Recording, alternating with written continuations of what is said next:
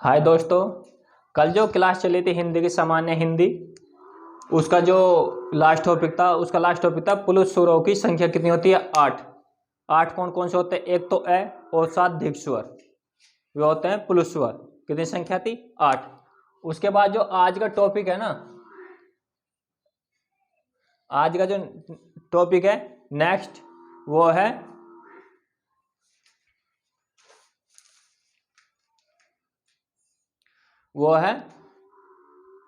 स्वरों का वर्गीकरण ओष्ठ आकृति के आधार पर।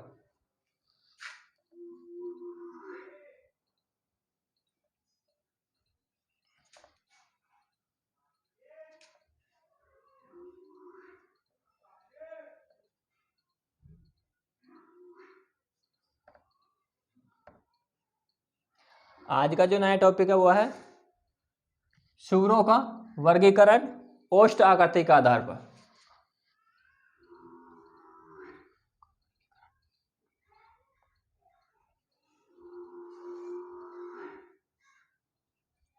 इसे ओष्ठ भी कह सकते हैं, ओष्ठ्य भी कह सकते हैं। ओष्ठ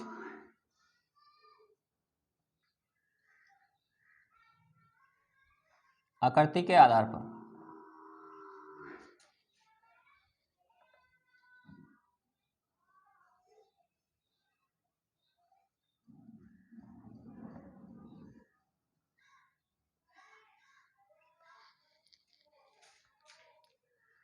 जो है स्वरों का वर्गीकरण ओष्ठ्य आकृति के आधार पर दो प्रकार से होता है। कितने प्रकार से होता है? दो।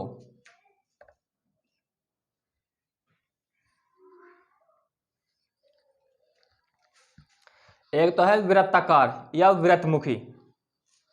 एक है वृत्ताकार या वृत्तमुखी भी कह सकते हैं।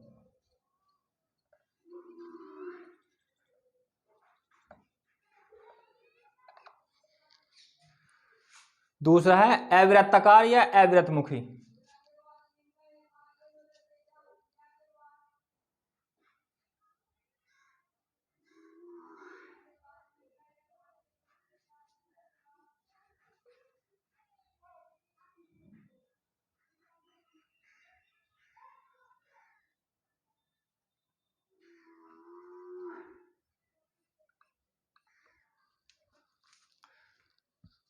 स्वरों का वर्गीकरण दो प्रकार से हुआ है। एक तो वृत्ताकार या वृत्तमुखी, दूसरा अवृत्ताकार या अवृत्तमुखी। जो अवृत्ताकार है इसका संधि विच्छेद है, अवृत्ताकार का संधि विच्छेद।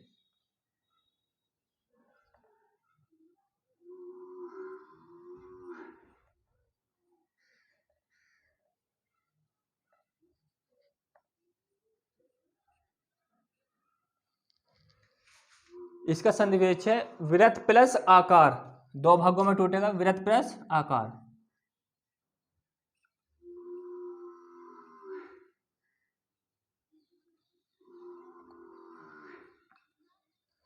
वृत्त प्लस आकार।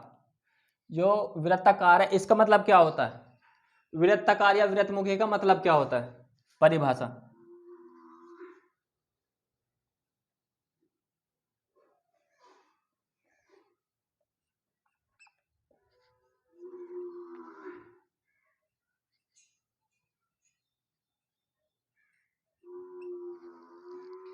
वृत्ताकार या वृत्तमुखी, इनके नाम क्यों रखे गए? क्यों इनका नाम वृत्ताकार पड़ा या वृत्तमुखी पड़ा? उसका क्या कारण है? उसका कारण है ये वे स्वर होते हैं जिन्हें बोलते समय ओष्ठ आवर्त के आकार में खुलते हैं। ओष्ठ वृत्त के आकार में खुलते हैं, आवर्त नहीं, वृत्त के आकार में खुलते हैं। ये वे स्वर होते हैं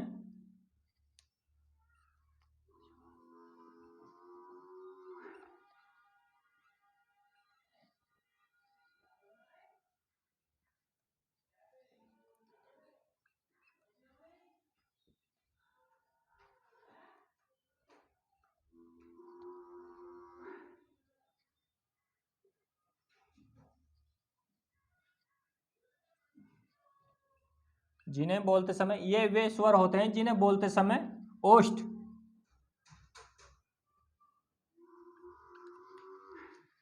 ये वे स्वर होते हैं जिन्हें बोलते समय ओष्ठ वृत्त के आकार में खुलते हैं। ओष्ठ वृत्त के आकार में खुलते हैं।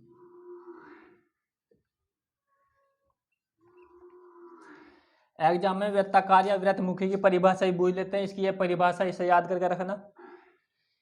वृत्ताकार या वृत्तमुखी क्या होता है? ये वे स्वर होते हैं जिन्हें बोलते समय या उच्चारण करते समय ओष्ठ वृत्त के आकार में खुलते हैं। जो हमारा ओष्ठ है वे वृत्त के जैसा आकार धारण कर लेते हैं। ये कौन कौन से स्वर हैं? इनमें जो सबसे पहला है छोटा ऊ,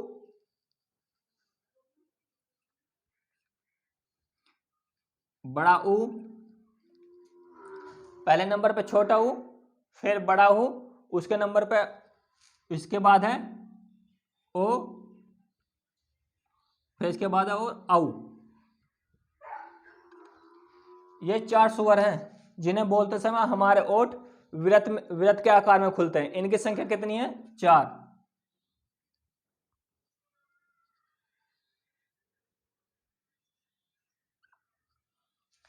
इनकी संख्या कितनी है?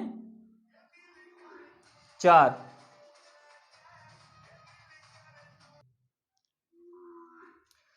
वृत्ताकार या वृत्तमुखी की परिभाषा होगी, इनकी संख्या होगी कितनी होगी? 4। ये स्वर होंगे जिन्हें बोलते समय हमारा मुख वृत्ताकार में खुलता है। मतलब हमारे मुख जो है या हमारे होठ जो वृत्त के आकार में खुलता है। वे कौन से? छोटा ऊ, बड़ा ऊ, ओ और औ। इसके बाद आता है अवृत्ताकार या अवृत्तमुखी। अवृत्ताकार या अवृत्तमुखी किसे कहते हैं? बिल्कुल वृत्ताकार या वृत्तमुखी का उल्टा होता है। ठीक है, जैसे इसमें है वृत्ताकार या वृत्तमुखी में ये वे स्वर होते हैं जिन्हें बोलते समय ओष्ठ वृत्त के आकार में खुलते हैं। इसमें जो इन्हें बोलेंगे इनमें जो ओष्ठ है वे वृत्त के आकार में नहीं खुलेंगे। ठीक है ना। अवृत्ताकार या वृत्ताकार की परिभाषा,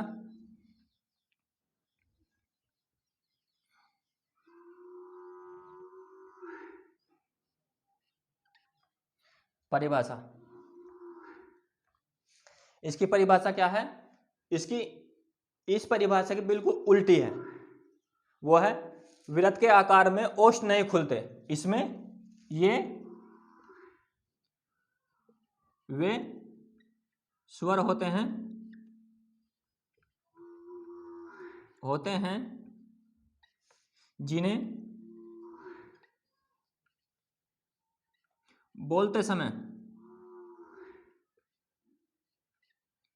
जिन्हें बोलते समय ओष्ठ भी कह सकते हो, ओष्ठ्य भी कह सकते हो। जिन्हें बोलते समय ओष्ठ वृत्ताकार में नहीं खुलते।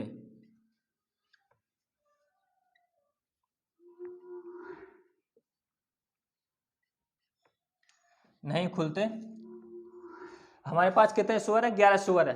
4 स्वर तो वे हो गए जिन्हें बोलते समय हमारे ओष्ठ वृत्ताकार में खुलते हैं।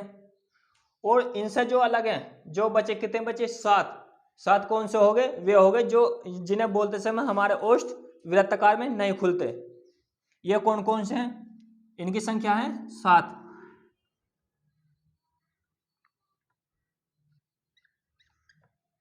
इनकी संख्या कितनी है? 7।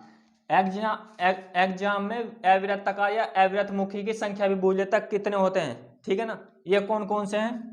ये 7 हैं। ए, आ, छोटी ई,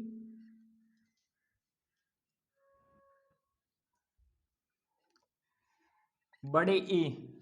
इसके बाद छोटा ऊ, बड़ा ऊ यहां आ गया। छोटा ऊ बड़ा ऊ नहीं लेंगे इसमें। इसके बाद है रिरी।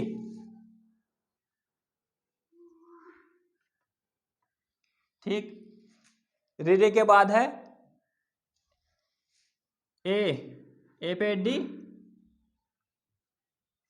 ए पे एनक। उसके ये कितनी संख्या होगी? 1 2 3 4 5 6 7, ये 7 संख्या वे हैं जो अविरताकार स्वर है, जिन्हें बोलते समय हमारे जो ओष्ठ हैं वे वृत्त के आकार नहीं लेते। ठीक है ना। इसके बाद एक नोट है विशेष।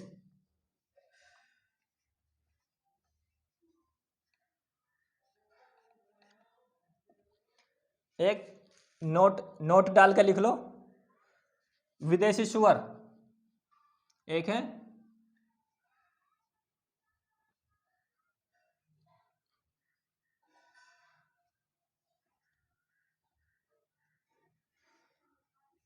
विदेशी जो एक है विदेशी सुअर। इस विदेशी सुअर को और किस नाम से जानते हैं? अर्धचंद्र बिंदु या अर्धचंद्र बिंदु। और किस नाम से जानते हैं इसे? और तीसरे किस नाम से है? आगत स्वर।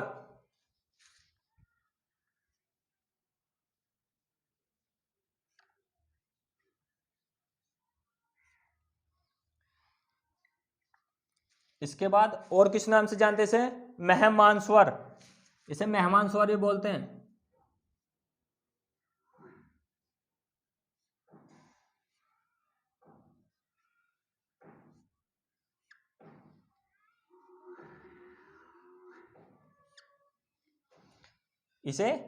इसका नाम और नाम कौन सा इसका? मेहमान स्वर। मेहमान स्वर के बाद इसे ग्राहित स्वर भी बोलते हैं या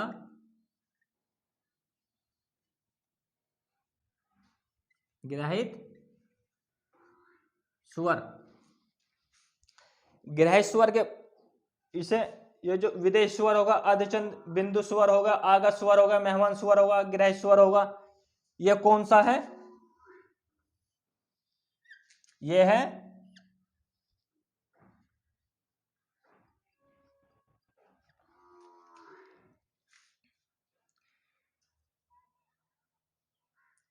ये जो है ये भी सुरों में गिना जाता है।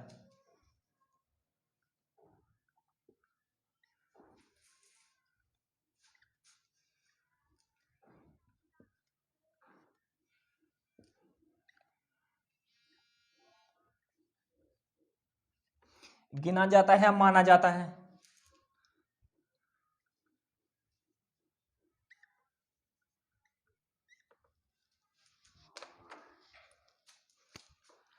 आने वाले एग्जाम जैसे सी टेट हुआ, यूपी टेट हुआ, यूपीएसआई हुआ, यूपी पुलिस हुआ, एसएससी जीडी हुआ, उसके लिए बहुत इंपॉर्टेंट है। जो भी पेपर आने वाले हैं इंपॉर्टेंट लिख लेना एक बार इस पर।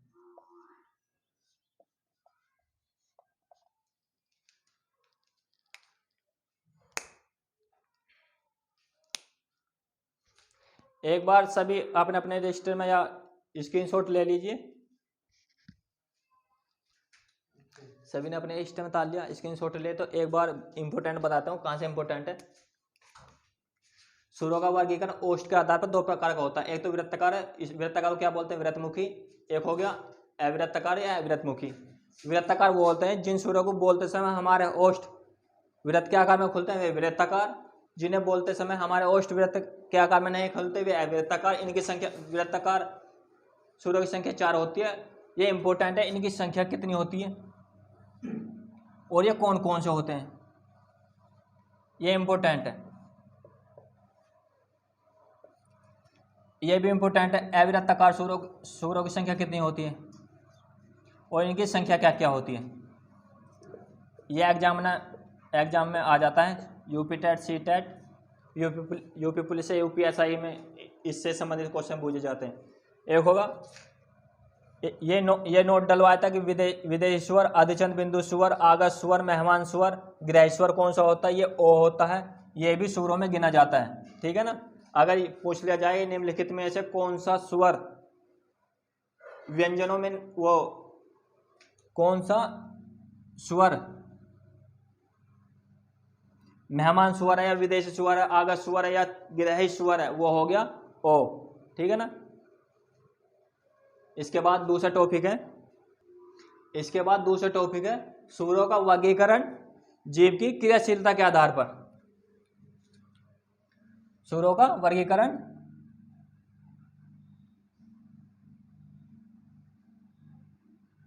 जीव की क्रियाशीलता के आधार पर।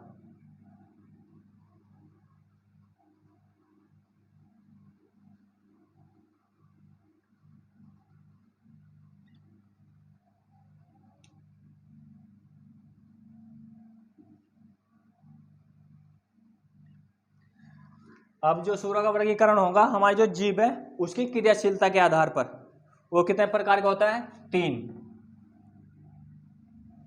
जैसे ये हमारी जीभ है, जैसे ये हमारी जीभ है, ये होगा अग्रभाग, ये हमारी जीभ का कौन सा हो गया? अग्रभाग। आगे वाला भाग अग्रभाग, पीछे वाला भाग पक्षभाग,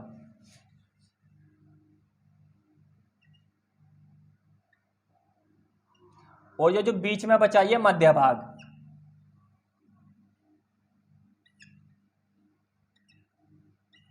इसे आगे वाला भाग भी कह देते हैं, इसे पीछे वाला भाग भी कह देते हैं, इसे बीच वाला भाग भी कह देते हैं। ठीक है, समझ में आ गया?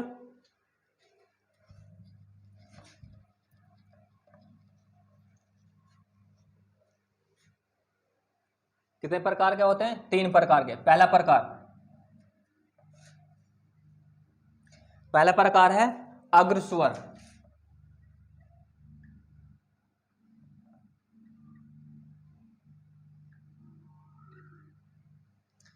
अग्रस्वर कौन कौन से होते हैं?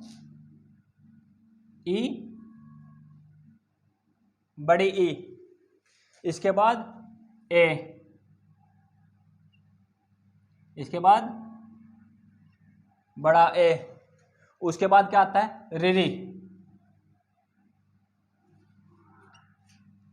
दूसरे नंबर का है मध्यस्वर।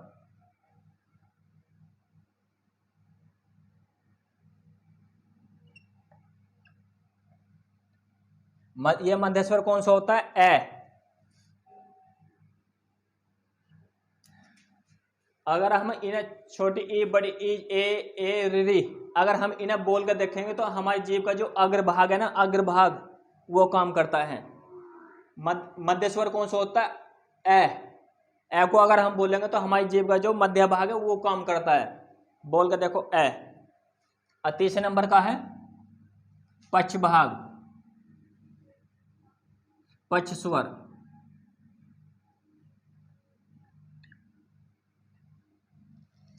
अगर पक्ष स्वर को बोल कर देखे तो हमारी जीभ का पीछे वाला भाग काम करता है। ये कौन कौन से हैं? आ, उ, बड़ा उ, दूसरा है ओ और। ठीक है, अगर हम इन्हें आ, छोटा ऊ, बड़ा ऊ, ओ और इन्हें बोलेंगे तो हमारी जीभ का पीछे वाला भाग काम करेगा। इनकी ट्रिक भी है। इनकी ट्रिक क्या है? इसकी ट्रिक,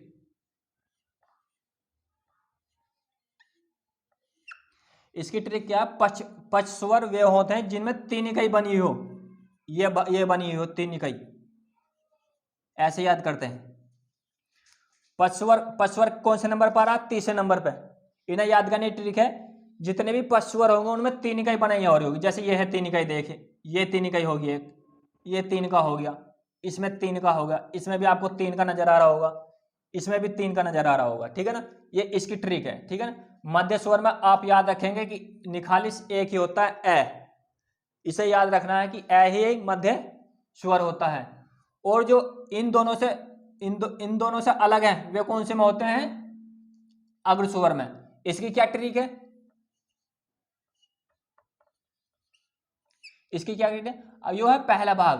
पहले में छोटी ई, बड़ी ई, ए, रिरी, इसमें जब इन्हें बोलेंगे तो इसमें एक की आवाज आएगी, एक। इसमें आवाज कहाँ की आएगी?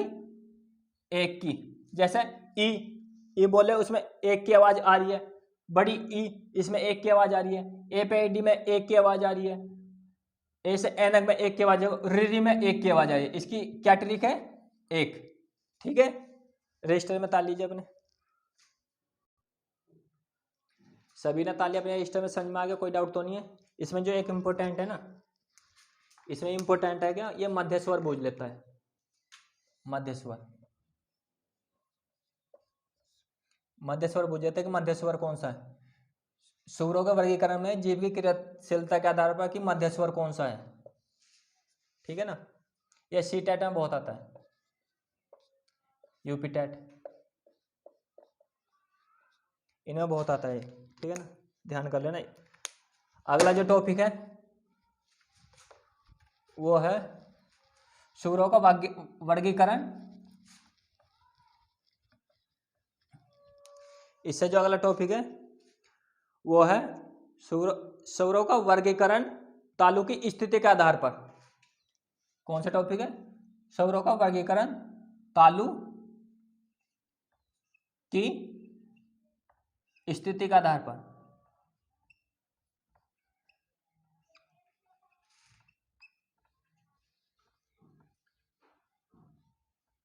आधार पर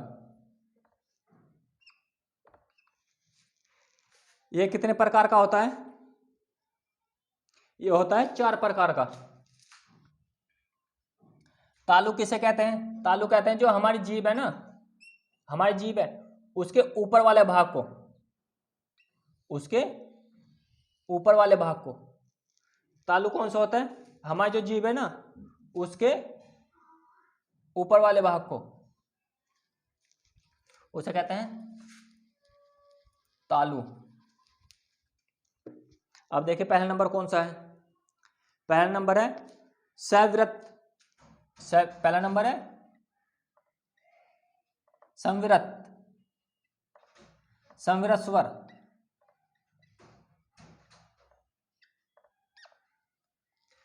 संविरत स्वर कौन से होते हैं? जिन्हें बोलते समय हमारा मुंह लगभग लगभग बंद रहता है।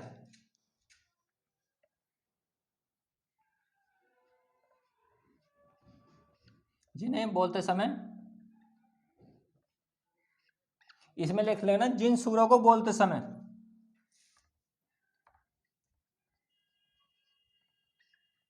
मुंह लगभग लगभग लगभग लगभग बंद रहता है, बंद सा रहता है, बंद सा रहता है। ये स्वर कौन कौन से हैं?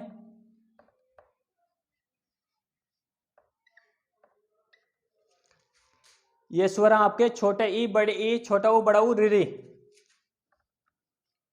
छोटी ई, बड़ी ई, छोटा ऊ, बड़ा ऊ और री। दूसरे नंबर का है, दूसरे नंबर का अर्ध संवृत स्वर।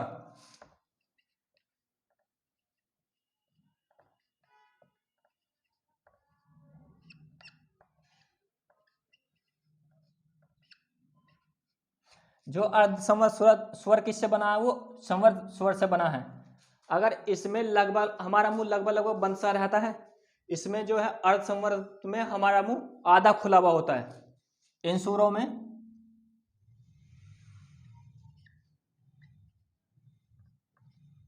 इन सुरों को बोलते समय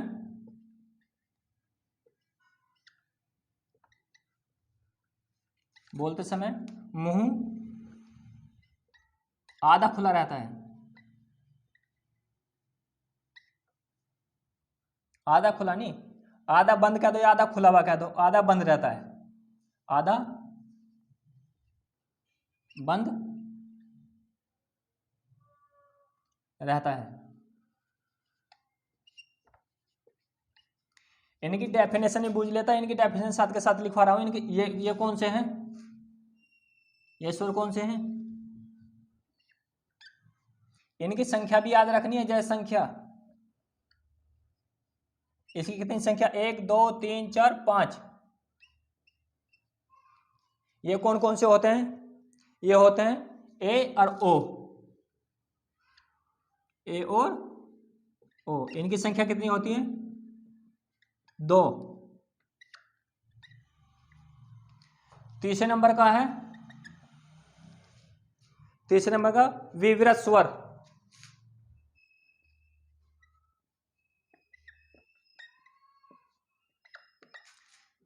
विवृत स्वर वे होते हैं जिन्हें बोलते समय हमारा मुंह पूरा खुला होता है।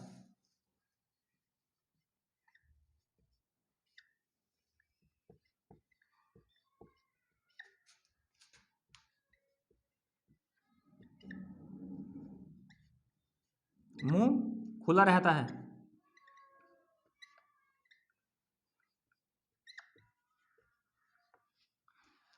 वे स्वर कौन से होते हैं? वो स्वर होता है आ। संख्या कितनी है? 1। संख्या कितनी है? 1। चौथे नंबर का है अर्धविवृत।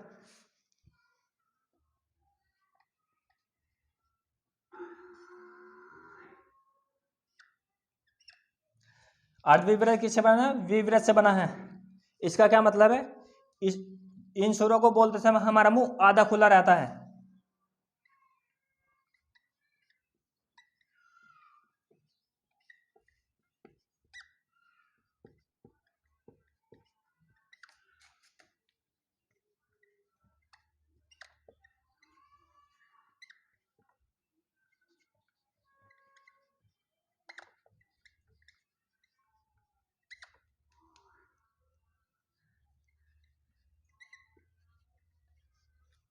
ये स्वर कौन कौन से होते हैं?